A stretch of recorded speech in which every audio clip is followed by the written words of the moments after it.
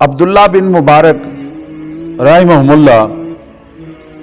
ان کا شمار بڑے درجے کے عالموں میں ہوتا ہے۔ ان کے پاس ایک شخص آیا اور اس نے کہا جی میرے گھٹنے میں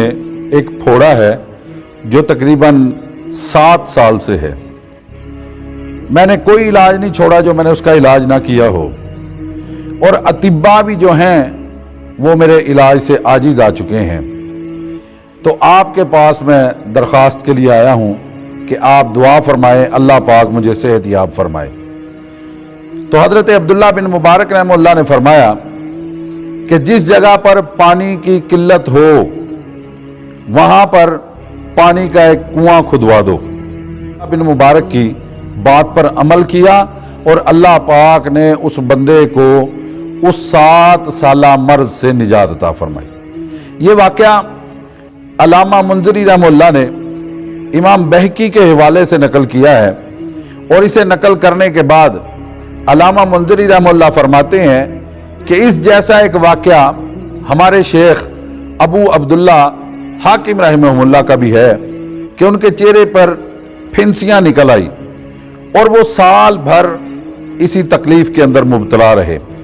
وہ ایک جمعے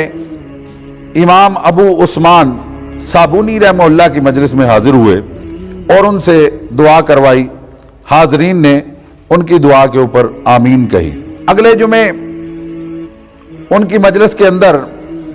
ایک عورت نے ایک پرچہ بھیجا جس پر لکھا ہوا تھا کہ گزشتہ جمعے آپ نے اپنی مجلس میں شیخ عبداللہ حاکم کے لیے دعائے صحت کروائی تھی،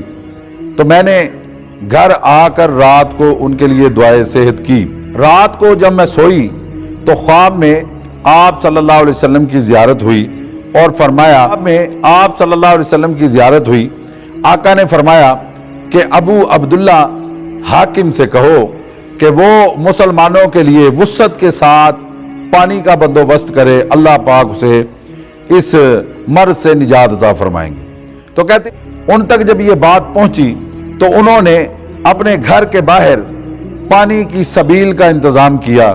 اور فرماتے ہیں کہ ابھی 7 دن بھی نہیں گزرے تھے کہ ان کا چہرہ مکمل طور پر شفا یاب اور خوبصورت